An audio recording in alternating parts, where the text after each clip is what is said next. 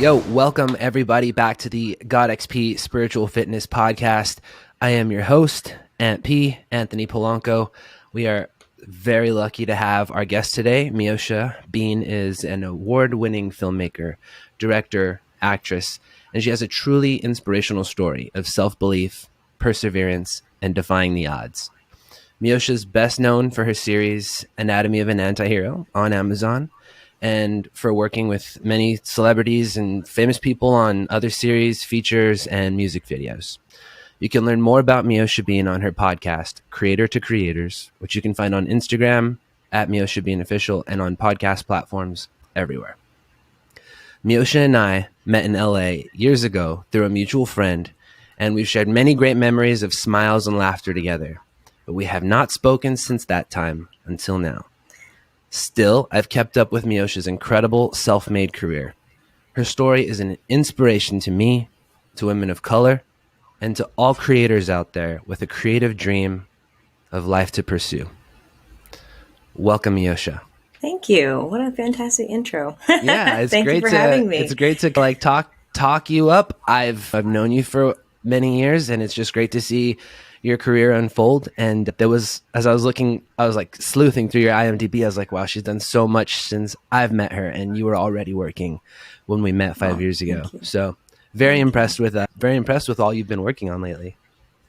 Thank you so much. Yeah, it's when I get like intros, I'm like, oh yeah, I actually do work a lot. Sometimes I forget because I'm on a go person. So yeah, that's awesome. Yeah, Thank and you. the things you probably think are not important are actually still really important to some people. Everything you create sticks with some people, and I think like we as creators tend to have the next thing in mind, and we forget all the cool stuff that we've already built along the way. That's completely my life, and it's a really good reminder. Like sometimes I've always been that person growing up, like very much, I don't know where I get it from, but maybe my mom, like someone that's always thinking ahead. What am I going to do in years from now? My mom's be a kid, enjoy being 15, relax, it's okay. So I don't know. And I think with the industry, I just became like a workaholic, and I still am technically. Yeah. I don't know if that's a good thing. It's interesting. I was thinking about that, or I wrote a little bit about it in my daily journaling, about how I became so addicted to pursuing my goals and success so that I could be more of a creator. And I think over time, I've just worked being a creator into like how I make money. But yeah, we got into this, hey, I got to hustle really hard so I can be a success. But really all we wanted to do was just create in the first place. Yeah, so that's it. I think we can get lost like in the career part of it, but really we're just trying to create as much as we can. Yeah, definitely. That's literally all I love to. Yes, I love creating, and I think at this point of my life, it's more so the journey has definitely changed to, like, you only get one go around, and you figure out the things that matter. Your mindset shifts a little bit the older you get.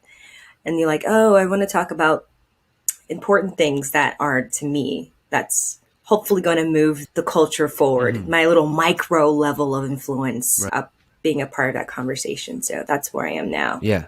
So making a contribution that's going to last. Yes. Yeah. Absolutely. So like why film, or beside actually making film, what do you feel is that bigger contribution that you're trying to leave behind when you make a new film, or when you work on a new show, or any video project?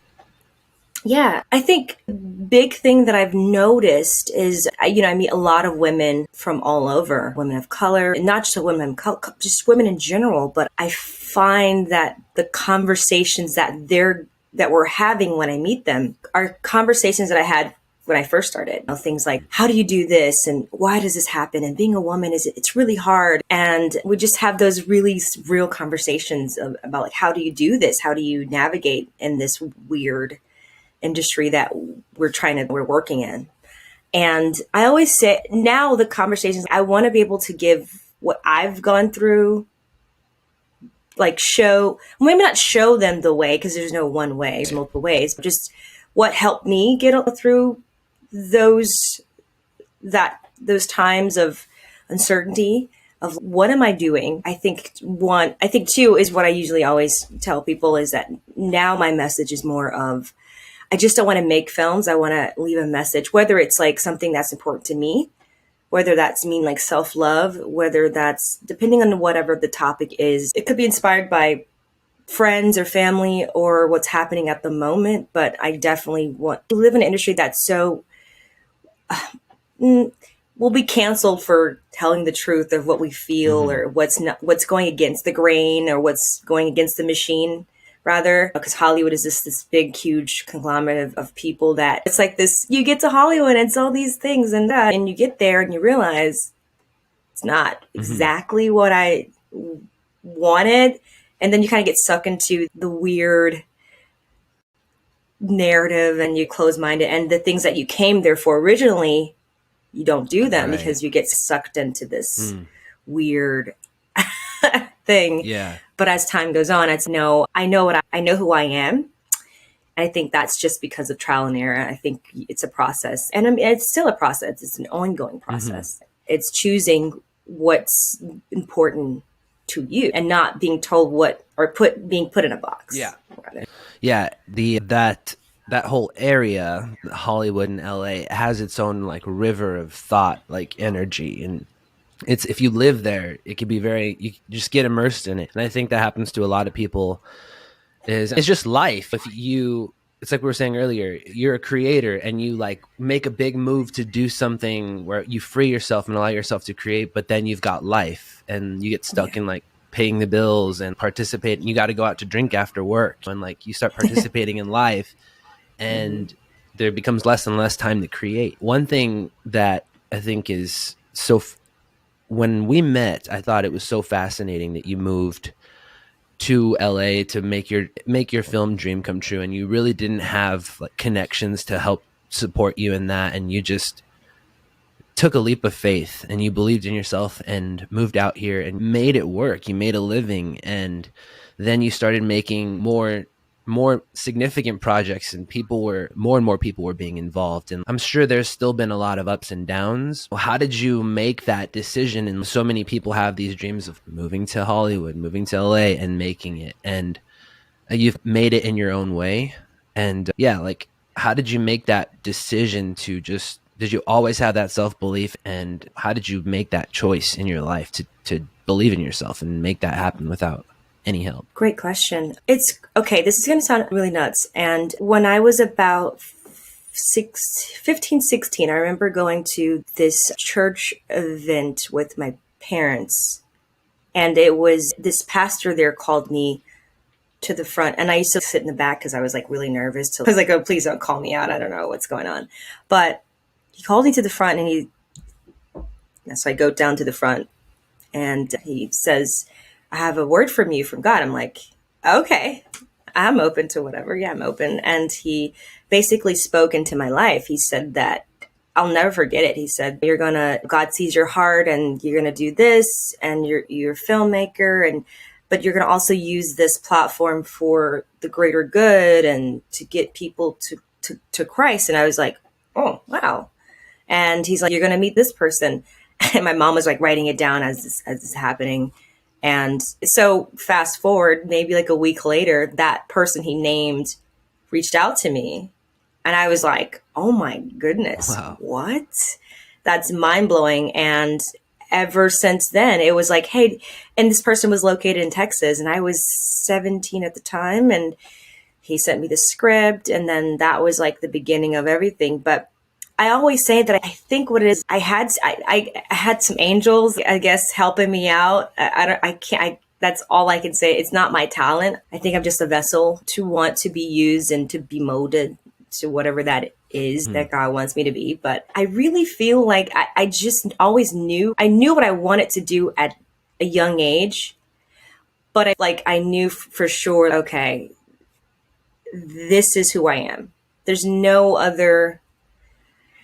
it's nothing else for me to do. Right. I think that was the decision making. And then I left home at, I think it's 18 years old. It wasn't intentionally to leave. I just did a job, and that job turned into, hey, you want to stay here for 2 years? I'm like, okay. And literally that's just how life has happened. Yeah. But I think with you said faith, it's taking that leap of going into the unknown of I don't know how this is going to even unfold, but I'm here for it. I'm here to learn whatever it is I need to learn, because that's what life is about. I think we at times, I think a lot of times we don't get anywhere in our life because we're scared, or it's fear. Fear seeps in, and it stifles us in a way of because it's trial and error. That's what growing is. Right. It's how would I know what not to do if I didn't go through this situation, or okay, what to avoid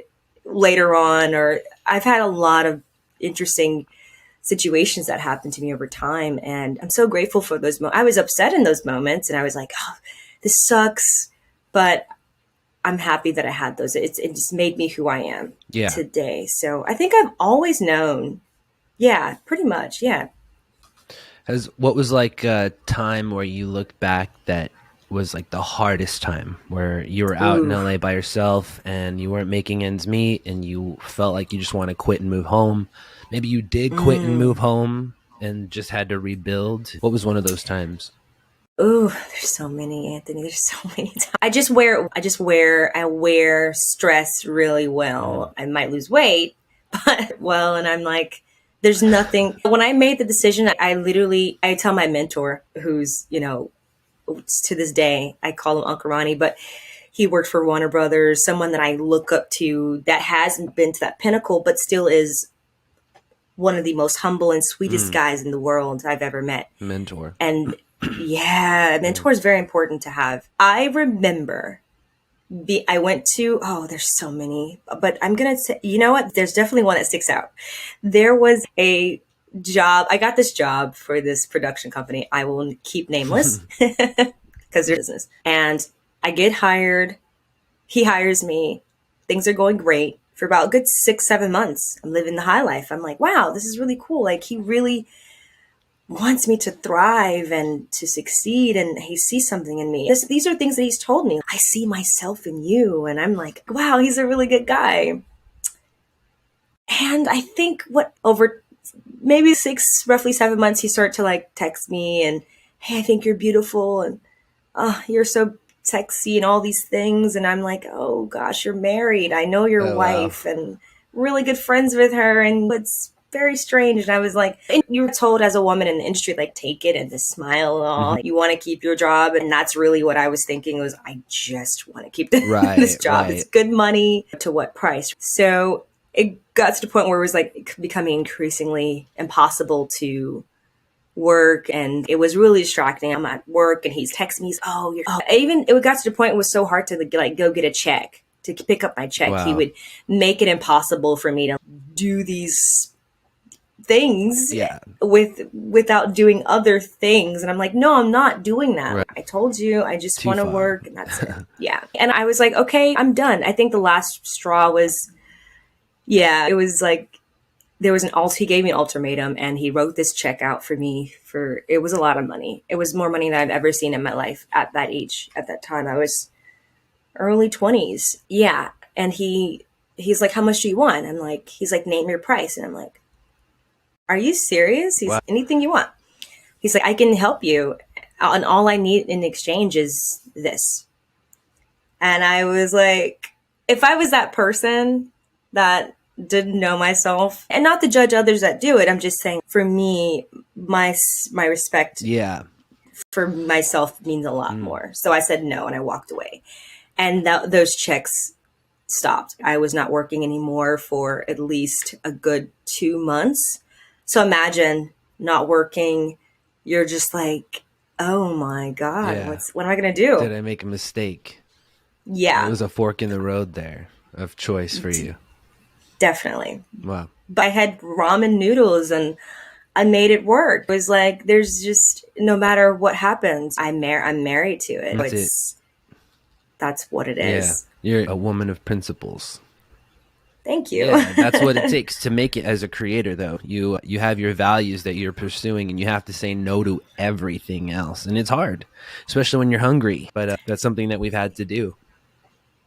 Yeah, but then you think about the price. What price would you pay to live a certain life? And it's, for me, yes, I'm always a big advocate of your self-respect is more important then whatever, that, because at the end of the day, it's like, it doesn't last forever. You're not going to be happy to look at yourself in the mirror for the things that I want to be able to look at myself and say, I'm okay with the choices that I've made. I'm good. I can live with that. That's just for me and my narrative. And the principles that I was given and raised with growing up have a great foundation. Good parents, so that I do give them a lot of credit for the way I am, how I think. So I think without that, I would definitely have taken the bait many times. Right. But yeah. Yeah, it's interesting how certain things about our parents we try to get away from. And then as we get older, we see our parents in our decision making and in our thinking. And I notice as I get older, I'm a lot more like my dad. And they're just the things that I was ignoring about myself. But the very values that we make our decisions on, they're rooted in our earliest memories of what's most important. And it's so interesting how when we're young, we try to get away from that. And then as we get older, Right? we start to accept that part of ourselves. Yeah. But you had great parents. I remember you always telling me about your family, and you're always really excited to go back home and visit. Yeah. So they've been a huge inspiration. Are you there now? Are you living in LA now? Where are you? And Oh no, I'm definitely not in LA anymore. Not many people know this. you don't have to. I like to move in silence, but I will definitely tell you after. You just say general, yeah. So you're still in the United States. Yes. Somewhere in the US. I should say something exotic, like I'm in France. No. Okay, No, so Anatomy of an Antihero then, for people who don't know, what is this? Is this still your flagship series that you're working on? Would you consider this like your priority number one project? Right now? No. So Anatomy of Antihero started 5 years ago it was actually a series originally. And then it turned into a feature over time. I was hired to direct the series, and it was with my friend Alan, who's the star of Anatomy. He's great. He's by the way. he's great. Yeah. He's great. I've known him now for 12 years. We've known each other Wow. a long time, and we've always been someone that just meet people and you're like, you're going to be that person that we're going to create forever. That's for me. I love creating with friends, and we can come together and do what we love to do and make money and have a great time doing it together. But that actually is not the priority, but it is out. I helped produce the last one that we did last year. I was on there as a producer. I didn't direct last year. It was David Worth. He's the director he's in Bloodsport with, I don't know if you're familiar with martial. Yeah, you are familiar with martial arts. What am I talking about? Bloodsport many times. I'm proud to admit. Yeah, he's worked for Clint Eastwood. He's a cinematographer. He directed that, and that was fun to be on that. But now there's a lot of things I did last year prior to moving. I got back into acting a little bit. I got a role, so that was really fun. So that's something coming out that I'm really excited about. That's cool. Yeah. Yeah, So. I get little clues from your Instagram posts. Like, okay, this is something you might be working on here and there. Keep it mysterious. It's hard keep it because exciting. with this kind of stuff, it doesn't come out for a while after you're done making it, so you can't really share too much. Oh my gosh, so I'm in a writers group, but we wrote a feature, 12 writers, directors, and we wrote a feature anthology, and that was a lot. Wow. So you guys all work on one thing together at a time? Yeah. That's awesome. This is the group that group of horror, thriller, psychological directors, like writers. And these guys, I don't even know why I was like, I'm not a writer. And then I've been in the group for a good 2 years. Yeah. And they taught me so much. And I'm so grateful that I took the job, because I was scared. But I do things that scare me and that I'm not familiar with. Then getting into writing horror films is a good choice if you like things that scare you. Yes. It's so funny. I always say, people think that they're like, you're a horror, you like monsters and stuff. I'm like, no, I'm more of like a psychological horror filmmaker, like someone that deals in the realism, like real life situations that could go horribly wrong. Like your Jordan Peele's, people like that kind of give you those, like, obviously Get Out. That could never happen, but it was really scary to think. Yeah. It's a good trip. Yeah. Whoa. So. Yeah. What are some of your other favorite like horror directors or psychological horror directors? That's a really good question. The reason why I got into filmmaking originally was Alfred Hitchcock. I remember watching Birds and like I literally went on a binge watch of one summer. I was like 16, 17 years old. And I rented all of his Alfred Hitchcock's Presents, his tapes. So it shows you how old I am. Gosh. And I watched it and I literally was like, I love everything this man does. I want to do that. So he would essentially take these like short films and he would make these little concepts of just, he was just so beyond his time. Mm-hmm. And that's what made me want to get into the horror aspect of it Yeah. all. And yeah, short films. And then short films graduated to features. So yeah, Alfred Hitchcock is definitely one of my favorites. Stanley Kubrick. God, there's so many. It's a lot. It's a lot. There's just so much out there, so much content. It's like, how do you? Sure. Yeah, sure. Of course. Crazy. But you didn't start with horror though. When you moved out and you started getting projects. No, I was running. It's funny. You're going to laugh. I was the coffee runner girl. Where for? But it's like certain sets. Okay. So I'm like, For how long? thinking at the beginning. So I would go in for a job, for a certain type of job, and they would put me somewhere else. And I'm like, that's weird. I was told hired for this particular job title, and they're like, hey, could you get us some coffee? I'm like, Right. okay. So I do it. But it's humbling. I must say, I'm like, wow, that's a lot. It's a lot to just keep running around. But it was great to just be like on set. But I was like, I can't do this forever. This Right, is definitely not for me. I think I did this for at least for about 2 months with this producer guy. And it's funny, he told me he was going to get me this job, a certain job, but I think it was because I was a woman that he didn't trust that I see. judgment. So I see. So you just ended up at the entry level job and just stuck there. yeah, and then finally I was like, I was like, I can't stay here because he's not gonna give me another position at all.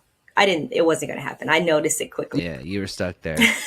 But hey, for at least your first project, you got to be on a set and you didn't show up and not get to work around cameras at all. And then, so what came next? What was your first actual paid project that was substantial when you got here? When you got in LA? That's a great question. There was this film called Stolen Breath. I was hired as a cinematographer. So I originally went to film school. That's when I was younger, and for a few years, and acting as well, modeling school. But I got hired as a cinematographer on that feature, and I met with the director. I think I met him at Starbucks or something like that. I can't remember. It's been so long ago. But he was like, hey, we just started talking. And yeah, I have a script. Yeah, I write and I do this, and he's check out my work, and I did. I was like, oh, cool. Keep in touch. And so he did reach out to me, and he sent me something sometime later. There's this feature that I'm working on. I'd love to hire you as a cinematographer. So I sent him my reel, and he's, I'm going to take a chance on you. I like it. I like your spunk. And I'm like, all right. So that was my first like professional gig. Nice. It was serendipity just by proximity, just by being around. That's amazing. Seriously. That's how most of the jobs. That's just so beautiful. You do so much work to promote yourself, and then you just walk into a Starbucks. No, they don't even know anything about you at all. That's so amazing. I love those. Yeah. So you do your first paid project, and there was probably a lot of times where there was gaps in your projects where you're having to work at jobs that you don't care for, or how quickly were you just starting to do project after project? You're gonna think I'm crazy. I never had a 9 to 5 ever in my life. I just make it work. Yeah. I don't know if that makes sense. Because I knew when I was younger that I did not have the education. I was not that kind of kid in school. I just wasn't. I'm not kidding. I was never that kid. I was like, if I don't figure something out, this is just not going to be good for me. Like, I just know school wasn't my forte. It was just not. I did good, but I wasn't like, oh, I can fall in math, or I can be a teacher. I'm like, this is just not, Yeah, it's not me. me too. Actually, that's not how I was either. I think that's a true creative. We're just like, yeah, we can't even go to a creative school. Like, we got to do what we're going to do. That's it. Yeah. Yeah. There was one job I did work at because I was like, I need to make some money. And that was when I was living in Colorado Springs. And then I remember one day I got it. And then I think I didn't even stay that long. I was like, there was like something that happened. And I think I was like, what am I doing? I got to get out of here. Yeah. This is death. I'm going to kill myself doing this. And I left. And that's when I made the move to go to California. Wow. Right after that. So it wasn't even that long, actually, now that I think about it. Yeah. Yeah. And I didn't have a 9-to-5 in Cali at all. People say, are you crazy? I was like, no, I didn't. Again, that was God thing. I tell people that doesn't happen to everyone. I just think I got pretty blessed with that situation that I was in. There was I always pay homage to this amazing man. He knew me before I knew myself. I don't know if that makes any sense. He knew of my work before coming out to LA at all. I was doing short films, and I had like on YouTube, I would get 100,000 views here. I was very active. I did blogging. I had this whole channel, and I was super into it, and I grew a lot of followers, and he would watch some of my stuff, this particular guy. And when I got to LA, sometime later, he reached out to me, and I met with him. And he was the nicest man. I met his mom as well. And he wasn't like a creep or anything. I wasn't like fearful at all. And he was like, hey, I think you're just amazing. And I asked him, I said, how did you discover me? I've known of your work since YouTube. And I was like, oh my God, you're like, that's scary. Yeah. He's like, I watch everything. Actually, I knew of you before you got on YouTube. I knew you had another channel. So I used to do this like gaming thing years ago called The Movies, and you could make movies through this like really fun game thing. It's kind of like a Sims.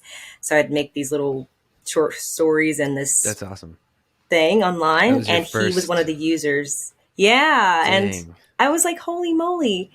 So he was like, I would love to help you with your career and whatever it is that I can do. He's like, but I see that you're going to go. So I don't know. You just have this, you have something, you have it. And I'm like, whatever you say. And he was like, if you ever need a place to stay, let me know. And I was like, are you serious? So that's amazing. I was good I didn't have to worry about any place after that. That was a true patron of the arts. He just saw like talent and art that he loved, and he was like, I want to support this no matter whatever it takes. Yeah, again, I don't think it's me because there's so many beautiful people in LA. As in the industry, everyone's gorgeous. The dog is beautiful. But I feel like it's about, I don't know, it's God at the end of the day. Yeah, for sure. I can't take any credit. Absolutely. Yeah. That's amazing. That's great. Yeah. And also you had to just be stubborn enough to make it work and to make those decisions to not change course, even during the slow times. It just takes waiting it out till you get the hot hand again when you're creating. So you had your struggles coming up in the beginning, but what about now? How has it changed? What makes success in film difficult for people today in 2022? What's changed since you started? What's changed? I feel like I'm at a place now in my life. I think when you get in your 30s, you don't care what people think. You don't care about fitting in. It's like a really good place to be. And I love it. I love being this mature woman where I am now in my life, where I am unapologetically myself. Authentically myself. And I wasn't that way in my 20s. I really wasn't. I was trying to always be a part of the narrative of what's happening now. Yeah. Chasing that is empty and it doesn't do anything for you. You just become one of like most people that come to LA, unfortunately. I think what is better now is that I have more peace of mind. I'm very sure of what I want to do as far as like the path that I'm on now. There's no, I'm getting phone calls. It's more of as before. The difference is I was chasing something versus now I'll get the calls. I'm not Yeah. waiting by the phone for work. And that's a really wonderful place to be. And I think that's over time though, Yeah, for sure. because I think the more you water a seed, right, it will grow. It's just sticking to it. I think a lot of times people give up right when it's like you're right here. Whatever it is that you're trying to do, you can make anything happen for you. Absolutely anything. I remember going to pitching at Fox Studio a lot and going over here and at these in these rooms, and I'm thinking to myself, so it like wow, and I think about the times of like me running around for coffee to where I am now. It's like, all right, saying the course does pay off. That's all I can say. Yeah. Is just whatever it is that you want to do and not being conformed by what others tell you to do or what you should do in your life. What you want, you can have that. I feel like that's where I am as far as I'm very sure of what I want. And it's not even about the fame for me. It's more of just being a working creator. That's what I've always wanted to do. But unfortunately that stuff comes with it because you got to go to you got to meet the people. You got to go to these little events. I hate doing those. It's never perfect, but yeah. Keeps getting You closer gotta, and closer. Yeah, that's kind of how I've seen it as well. When I started, I had to do a lot of I was taking marketing clients, doing social media for clients that weren't even really like related to me, and just to make the money, but I was still feeling creative and doing creative work. And then as I kind of I started paying off credit cards, and then I had enough clients where I didn't have to always be selling and trying to get clients. Then I was able to decide, you know what? Yeah, this is all pretty good, but it's not really what I'm here to do. And so I was able to start chiseling some of that off. I think finding your path requires like getting distracted by things that are similar to your path until you figure out what the path is. And in your 20s, I think it's a lot of that figuring out time, trying things and realizing, but having the courage to keep trying is essential. I don't know if it's courage or just like perseverance. Like you got to be willing to take your lumps, basically. Absolutely. When I remember going to, God, who was it? It was either Justin Bieber or someone like that. Someone in the music. They were talking about no, it was, I think someone to do with music. I've had so many conversations over the time, I get it mixed up, but it was definitely like, oh, okay, even at that level, they're still experiencing, they have it all essentially. They're at the pinnacle of the top of their career, but they're still dealing with things, whether it's with self or they're just dealing with things on a different level. It never goes away. You're always going to be dealing with something. You're never going to get to a point where you're like, okay, I made it. That's enough for me. I don't have to grow anymore. No, you're going to go through it just on a bigger scale, just more things at stake. Totally. The more you have, the more you have to lose. Get used to living with the sucky part of it. That's all it is. You just get used to. And have you noticed that? Yeah. Have you noticed that? Like even with just like certain celebrities, it's the whole Johnny Depp, Amber Heard situation. Just hearing that case was just really bizarre. And I'm like, wow, even them. With all the resources and everything they have, still you would think that would solve a lot of the emotional problems that one would have in life. I think it brings more though. Yeah, could be. It could just be harder to fix them when you have a lot of things to distract you. Yeah, definitely. So you have this path that you're on, and do you feel like you have this end goal in mind? Do you feel like you started with an end goal, or do you feel like you're at a place where you're just creating the best things you can and you have faith that when you get to the end, it's going to look as best as it could? Or do you have this end destination, like I want to make this level film or something like that? Okay. That's a great question, by the way. I've always wanted to be my like self-made kind of person. Like I've always wanted to do what I wanted to do. And the reason why I chose this path was because I could have conform or go by the rule book or whatever, do it this way and do what everybody's like, having get this, do all that. And I've had agents, I've had managers, just cool. And I haven't an agent, but I got to a point of my life where I've seen some really bad things in the industry that kind of scared me a little bit, that made me feel like, ooh, if that's what I have to do to stay or maintain this, that I don't think I want that level of success. I see. Because when you're giving something, you give up something. I don't know if that makes sense without Totally.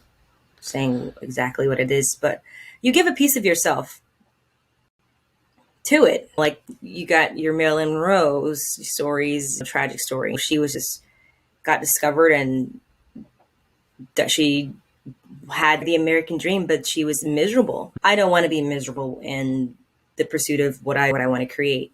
And a lot of people are in the industry. They put on a great face, but behind closed doors, there's demons you have to fight. There's to the decisions you've made way back when still affects you now, or it's you become like almost like a puppet and you're not really in control of your own voice or your own narrative. So there's things that people might don't understand, like why does this happen? But I remember going to this party and I had to sign this non-disclosure, and it was like, oh, like it was at that time I was like, oh, this is gonna be fun, but then I was like, oh, okay, I don't think I want this, whatever this is. I'm good on that. So I don't want that part of it. Yeah. Just want to create and be happy. No, that's it. So I made a decision to go independent because I could have went a little mainstream, but there were things that I wasn't really willing to do to have that. So I think for me now, I'm okay with that. I'm okay with the decision. I don't desire that whole glory or whatever you want to call it, that level of fame, because it's scary. It depends on what level you want. Totally. But the end goal is just to be my own, create. I mean, I can still work and I meet a lot of celebrities and I work with celebrities, but I can't explain it without making it seem crazy. When you get around, in order to be somewhere at that level, there's things that you must do to keep it. So do you feel like it's like everyone's dream, at least as a creative, to have your own agency and your own creative domain where you create your own thing? And I think it's becoming more popular for people to try to start on YouTube and then just build up their own personal brand. Do you feel like that? I know that's a huge inspiration for people to hear that you were just like, fuck it, I'm gonna make the kinds of films I want to make, and I'm gonna live out here, and I'm gonna ask people if they want to work with me, and you just made it happen. Started creating your own domain, your own creative empire. And that's what I want people to realize that they can do, is just say, fuck the game, I'm gonna make my own game, and just keep making moves, just take action against the grain if need be. And so you are able to do that, and you continue to do that. How do you see that changing for people? Do you see in the future it's going to be easier for creatives to make it on their own without the machine of like Hollywood, the machine of blockbuster films? Like, how can people think about trying to make it on their own? And just how should people think about creating their own creative empire in life? Yeah. Do I feel like I think it's, there's no excuse to not like get to what you need to do, whatever it is that you want. I feel like we're living in a time that is it's a great time. As far as social media is huge. People can see yourself. You can connect with people that you probably could never connect to without social media. So there's a positive side to social media. I think most of my jobs have definitely been through social media. Like a lot of them have been through, like, people would say, oh, I saw something of yours and I reached out to you on social. I'm like, oh, okay, cool, awesome, which is great. So social media does bring people together. I think you can use it to your advantage. But again, you have to put in that work. Sometimes work means like you're going to have to put it could be 10 years from now. It could be 5, or it could be there's no whatever you're putting in will come out eventually, but it just, you have to have patience.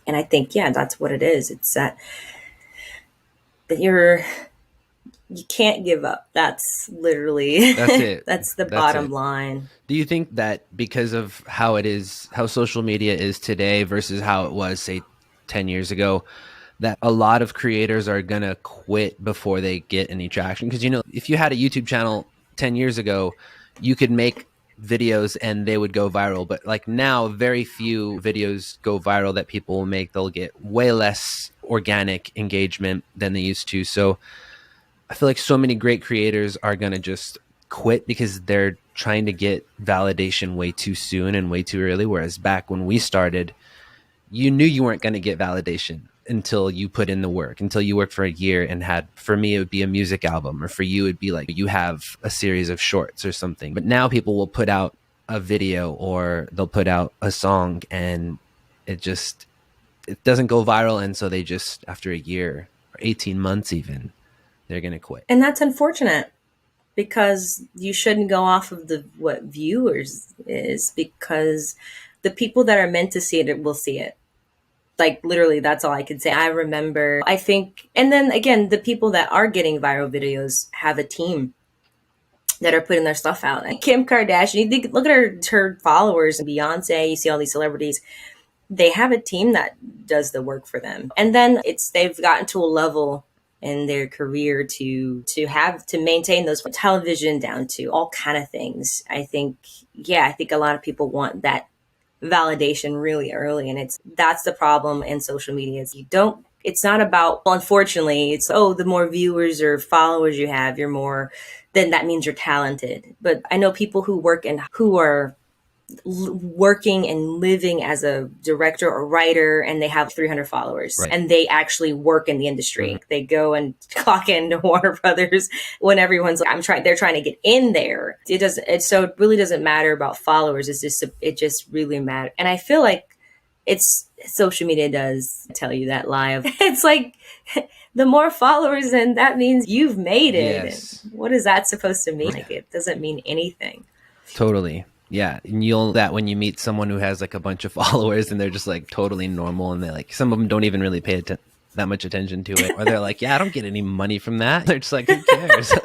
And yeah, everyone's trying to make money on it. Yeah, that's a really great point that I want people to take away. And I definitely got wrapped up in that when I was younger. And now when I make content, I think of it as like leaving something for someone at some point in the future, even if it's just one person, you know?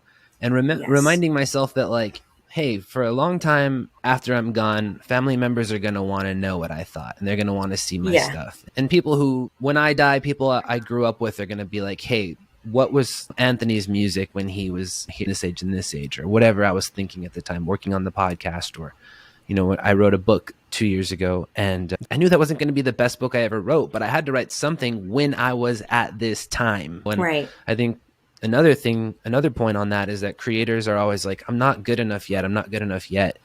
And man, you're going to miss out on all these little snapshots of your life where you could have created something to remember it. That's just one way to look about creating. Yeah. I love that. What do you want what is the end goal for you, if I may ask? I've changed it so many times. And the one that's really stuck with me is just every day when I wake up, I want to help one person, leave something that helps one person, and to live each day like if it's going to be my last. So I wake up and I pray, God, if this is the day I die, then thank you so much for the opportunity, and I'm ready to live it like 100%. And so I go out and live life. If when I go to sleep tonight, that's it. And that's been my guiding philosophy the last few years. And it helps me create stuff without putting pressure on myself, like, about my identity. Is this truly me, or is this the best I can do? It's like, today I'm going to do the best I can do, and I'm going to try to put something out. And if not, then something will be that much closer to getting published for someone to be helped. Sometimes it's about depression recovery. I want to help people with depression because that was a thorn in my side for so many years. It's about connecting with God, because when I was young, I dealt with who is God and what is God. And I realized that everyone in every religion struggles with this, and that there's truths in every religion for people to get inspiration from. And so I try to put stuff out about God so that people can think of God in a different way that's not so biased. And like really the music thing all kind of points to that too. Like I put out songs Nice. because I feel like as a man I should be able to sing whenever I want. It's That. not Yeah. it's like a thing of freedom. It's not a thing of showing off. For me it's like expressing freedom and showing people that it's okay to express yourself freely. And so I love that. yeah, I think like my life is a statement of like self-expression, and as a creative, just like self-expression and following your own path. Yeah. Absolutely. Absolutely. I love that. And congrats on everything that you're doing. Music, that's absolutely incredible. Thank you. Absolutely incredible. Thank you. I just try to create stuff. I was so wrapped up in my identity for so many years that I wasn't actually really creating that much. I was just like making one thing and then holding on to it. Look, everyone, look, everyone. I just want to create. I don't want to start thinking about what are people going to think about me or what are people going to think about it. I think the best artists just say, fuck it. I'm going to make as much as I can, whatever I want. And when I'm dead, you can Yes. decide, you know? Yeah. And that's what being a creative is. I've had some really bad reviews from films that I've done over the years. I've had some harsh ones. I remember reading this one. I was like, I was super proud of it. And there's this production company, they did a review of my film. It was on Rotten Tomatoes. And I was like, ouch. But it was good. It was good because I could take criticism. I think that's one thing you have to do is be able to, when you put art out there, everyone has the choice to critique it. I mean, it's out there, right? It's out there for everyone to watch. Yeah. So it comes with it, and it's like, all right, I'll take, because again, I mean, I want to be better. I want to get better, continue to grow. And the only way I can do that is I don't mind someone like killing me and stabbing me as long as I can get better from that and grow. That's good for me. It's validating that someone would do that impersonal, like they don't know you. They're not thinking like it's going to help or it's going to hurt your feelings or help your feelings. They're not even thinking about you. They're thinking about your film like it's a valid piece of thing to critique. And so that's validating in a way. Like they're saying this is a part of like society now. So I have to like contribute, like I have to judge it. Yeah, I know it's really validating when you get people right, like they'll write you and they'll be like, I never knew, like you just never know who's watching your stuff. I remember getting in a book, and I had no idea I was even in a book.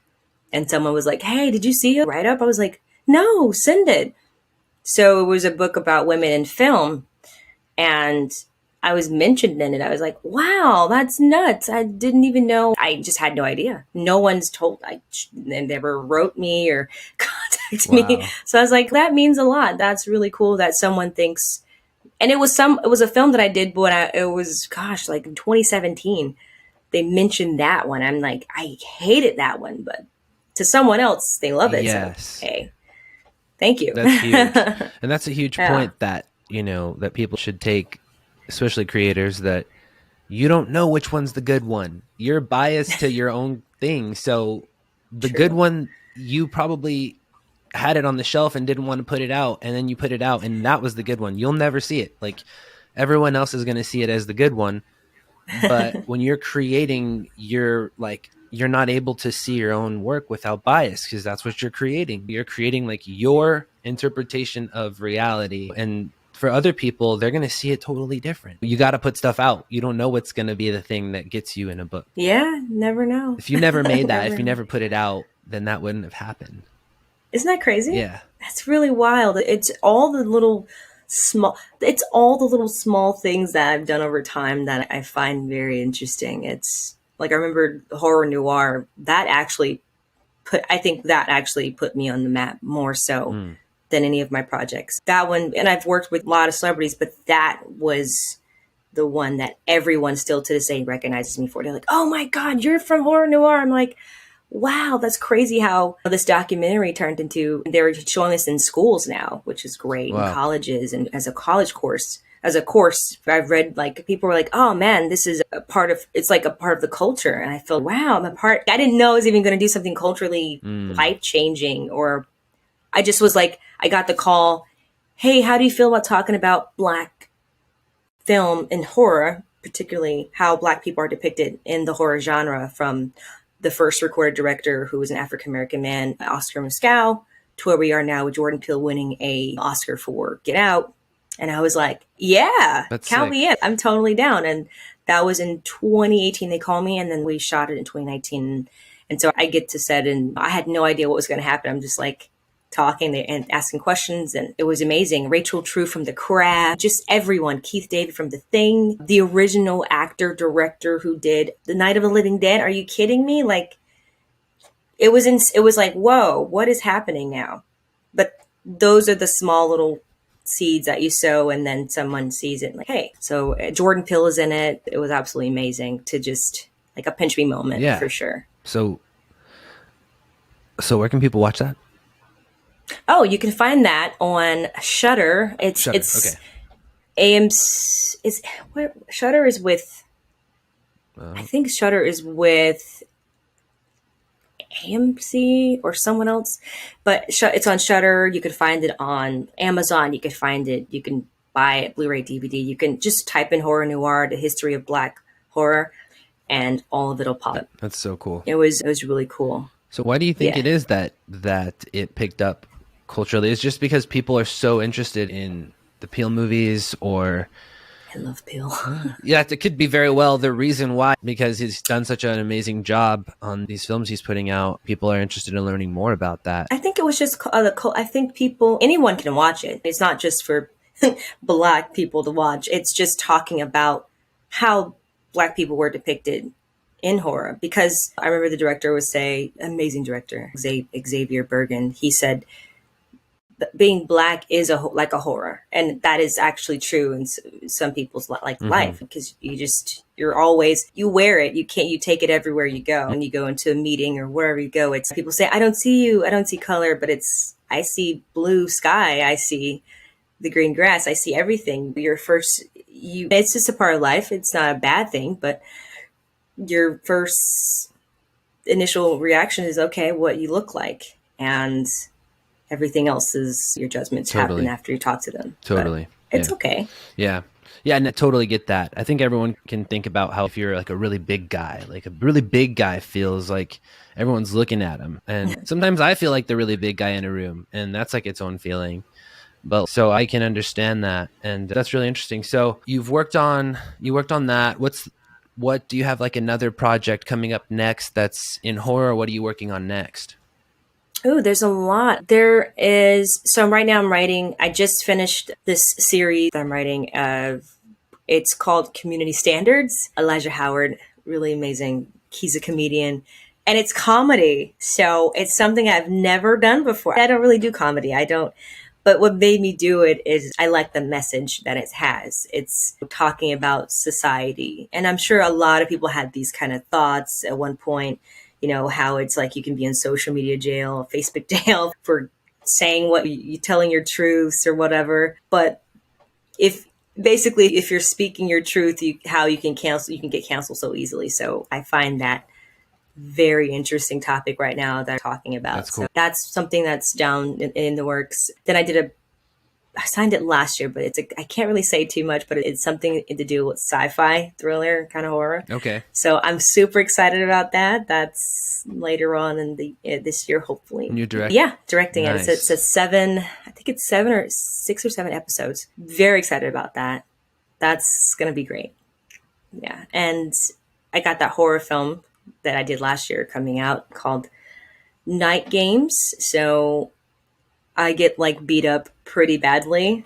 Super excited about it. Nice. The blood, and it's so fun. I love it. And I have my project that I directed and wrote last year, Green Heights Points, coming out this year. But yeah, just creating stuff. Got a few other things, some really big things, but I want to wait until they get more solid.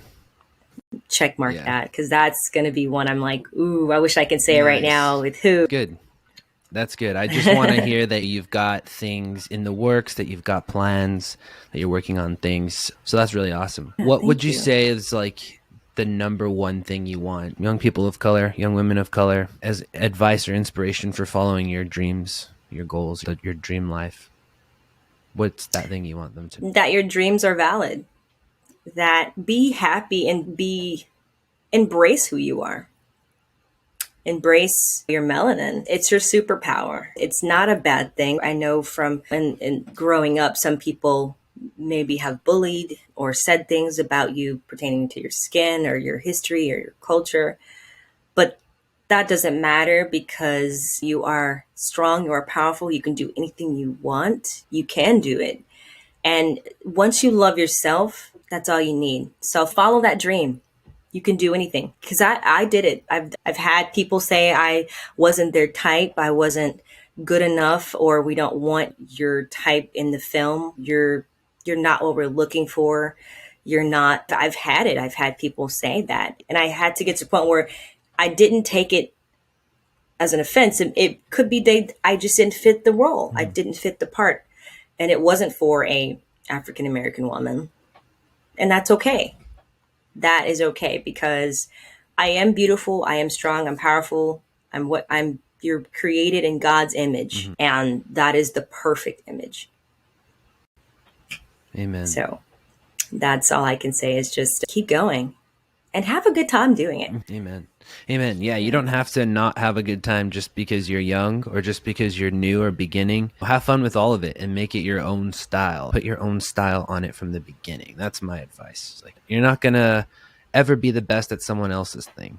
Put your own spin on it, man. Just get started. Get started. So how can people best support you? How can they best follow you? Oh, I had one more question, actually. That's really important. Go for it. So you do a really great job with promoting yourself, your personal brand, Meosha Bean Films. How do you get over that self-criticism to go all out and promote yourself? What are some obstacles that you've overcome in promoting and marketing yourself so proudly and so comfortably? Thank you. I really don't care what people think. That's literally it's funny because my agent at the time, he passed away, this other one last year, actually. He was telling me, listen, people love your style. Put that out there. Put that through your brand. I'm like, you think so? I was like, isn't that kind of like self-absorbing? He's no. He's like, Meosha, you're like the farthest person from like self-absorbed person. He's like, why not? Like, he's like, models do it. They put themselves out all the time. You're just doing it in just a different way. That's promoting your company and your brand. That's all. And I was like, think about it. And then I would get a lot of people asking me like even just my regular clothes or what I'm wearing. They're like, I love what you're wearing. I'm just like, thank you. It's just that, but that's just me. I don't try to be like anyone else. I want to feel comfortable how I feel. And if I feel comfortable, I'm sure someone else could feel comfortable. So I got with a friend who he's like into fashion world. And I was talking to him about like how I can go about it. And I did that. He sent me a few leads and where to go. And I was super grateful for that. And then I ended up doing it just to promote my business. And then the people that started creating my clothes and other things like that, they were like, we like what you're doing, sign with us. So it's a job as well. But I just really wanted just another avenue of promoting my work. That's it. Because when you are your brand, walk into MVB Films, is just Meosha Valencia Bean Films. It's just my films. That's it. That's what it means. And I feel like I've always liked fashion. I've always liked that stuff. I really want to get more into the fashion world, like really fashion world, and maybe do something like in that field. But yeah, I feel like it's just another way of expression. And I just put it out there. And I think the first time I did like an ad or whatever, a fashion ad, video ad, people were like, oh my God, this is cool. I was like, thanks. So I was like, oh, thank God no one thinks it's like self-absorbing or like, oh, you're a narcissist or something. It's like, no. But my friend, she's like, only you could wear your face on your shirt. I was like, no, anyone could.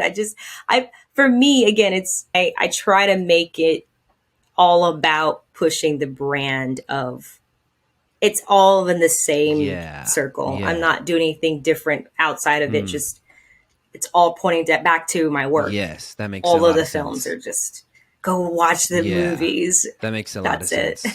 That's totally makes sense. I tried doing a little spin on my GodXP merch, making it more like a fashion line, and it didn't go well. I'm like, no, that's not what I'm trying to do. It's going to distract me, and you have to put a lot of emphasis into that It's a if that's what you're lot. going to do. So I just pointed it back at the brand, and you still can come out with a bunch of cool stuff.